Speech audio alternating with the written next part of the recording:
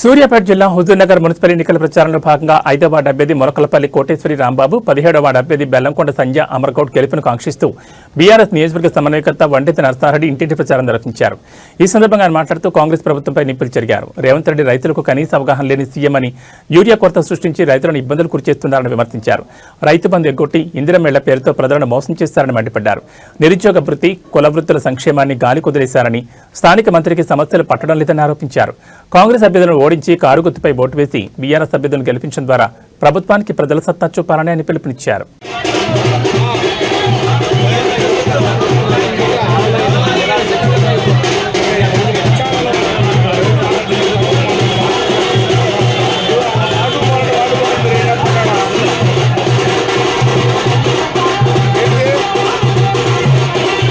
వాగ్దానాలన్నీ భంగం చేసిండ్రు, ప్రజలను మోసం చేసిండ్రు అనేది సర్వత్రా ఇలా వినబడుతున్న ప్రశ్న.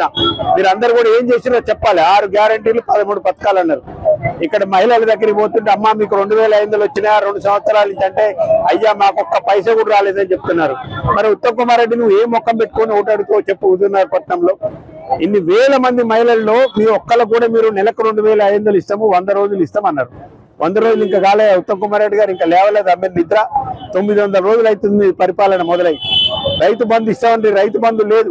యూరియా కోసం నానా కష్టాలు పడి రైతులు అరిగోసపడుతుంది. ఇవాళ నీకు ఈ అరిగోస పట్టదు, రైతుల కష్టాలు మీకు పట్టవు. వృద్ధులు ఏం పాపం చేసిరా ఉత్తమ్ కుమార్ రెడ్డి? 2000 4000 చేస్తాను. కేసీఆర్ 2000 ఇస్తుండు, నేను 4000 ఇస్తాను గొప్పలు చెప్తుంది. వాళ్ళంతా ఓట్లు వేయించుకొని మోసం చేస్తుంది. మరి మీకు 4000 వేయడానికి ఇక 2 సంవత్సరాలు కూడా సరిపోదా? ఇంక ఎన్ని సంవత్సరాలకు ఇస్తారు వృద్ధులకు 4000? మేము అదే చెప్తున్నాం. బాధాప్తా ఒక్కొక్కళ్ళకు బాకీ కార్డులు పంచినాం. ప్రతి ఇంటికి అన్ని వర్గాలను మోసం చేసింది కాంగ్రెస్ పార్టీ అని చెప్తున్నాం. వృద్ధులకు ఇవాళ పెన్షన్దారులకు ఒక్కొక్కళ్ళకు నెలకు 2000 చొప్పున 25 నెలల్లో ఒక్కొక్కళ్ళకు 50,000 బాకీ పడ్డాడు ఉత్తమ్ కుమార్ రెడ్డి. నువ్వు 50,000 చెల్లించి మాత్రమే తర్వాత ఓట్ల గురించి మాట్లాడాలని మేమందరం కూడా డిమాండ్ చేస్తున్నాం. ఎవరికి న్యాయం చేసిరా మీరు? నిరుద్యోగులకు 2 లక్షల ఉద్యోగాలు జాబ్ క్యాలెండర్ అంటే ఆ జాబ్ క్యాలెండర్ ఎటుమందో తెలియదు. ఈయన చిన్నగా ఏదో సన్నాయి నొక్కులకు జాబ్ మేళ అని పెడతాడు. అరే ఈ జాబ్ మేళ పెట్టినావు, ఎంతమంది వచ్చినావు? నువ్వే చెప్పినావు కదా, లక్షల మంది వచ్చినారు హుజూర్నగర్లో అని. మరి ఆ లక్షల మంది ఒక్కొక్కరికి నువ్వు 4000 ఇవ్వాలి కదా నిరుద్యోగ వృత్తి. ఎన్ని వేల మందికి 4000 నిరుద్యోగ వృత్తి ఇచ్చినావో, ఎన్ని నెలల నుంచి ఇస్తున్నావో చెప్పు. ఒక తెల్ల పేపర్ నువ్వు ప్రకటించి, వైట్ పేపర్ హుజూర్నగర్ పట్టణంలో నువ్వు చేసిన అభివృద్ధి ఏందో చెప్పు. ఒక్కటి కూడా లేదు. నువ్వు చెప్పి చేసుకోవడానికి ఒక రోడ్డు వేసింది లేదు. నువ్వు ఒక లైట్లు పోతే పట్టించుకోలే. పారిశుద్ధ్యం ఆల్రెడీ పడకేసింది. ఇవాళ వచ్చి తగుదనమ్మా నా కోటేయండి, మా వాళ్ళ కోటేయండి. ఏ మొక్కం పెట్టావు అని అడుగుతావు ఉత్తమ్ కుమార్ రెడ్డి? నీకు అసలు నైతికంగా ఓటు అడిగే హక్కే లేదు. మీ ప్రభుత్వమే కేసీఆర్ గారు చెప్పినట్టు, మా నాయకుడు చెప్పినట్టు సర్వభ్రష్ట ప్రభుత్వం మీది. సర్వం భ్రష్టు పట్టించింది 2 సంవత్సరాలనే.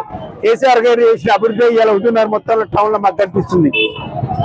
ఎక్కడ పోయినా ప్రజలు చెప్తున్నారు, అయ్యా ఈ రోడ్డు కేసీఆర్ ఉన్నప్పుడే వేసిండ్రు, ఈ గుంతలు కేసీఆర్ ఉన్నప్పుడే తోమిండ్రు, ఈ రోడ్డు ఉన్నది ఇంకా శాంక్షన్ అయిన రోడ్డు కూడా వేయట్లేవు. ఏం పని చేసిరో చెప్పండి. మీరు పని చేసి, మీరు చెప్పిన పనులు చేసి మీరు అడగండి, ఓట్లు అడగండి. మీకు ఓట్లు అడిగే హక్కే లేదు. మీకు నీ పతనం ఇంత ముందే చెప్పినాం. మేము గ్రామ పంచాయతీ సర్పంచ్ ఎన్నికలనే నీ పతనం స్టార్ట్ అని చెప్పినాము. ఆల్రెడీ నీ పతనం స్టార్ట్ అయింది. 46-47% మాకు గ్రామ పంచాయతీలు వచ్చినాయి. హుజూర్నగర్ లో కూడా నీ పతనం మొదలైంది. ఇక్కడ హుజూర్నగర్ మున్సిపాలిటీ మీద ఖచ్చితంగా కారు ఎగరబోతుంది. ఇక్కడ చైర్మన్ అభ్యర్థి కారు అభ్యర్థి కాబోతున్నాడు, టీఆర్ఎస్ అభ్యర్థి బీఆర్ఎస్ అభ్యర్థి కాబోతున్నాడని చెప్తూ ఇప్పటికైనా మీరు ఇచ్చిన హామీలు అమలు చేసి ఓట్లాడమని చెప్తున్నాం. కారు గుర్తుకే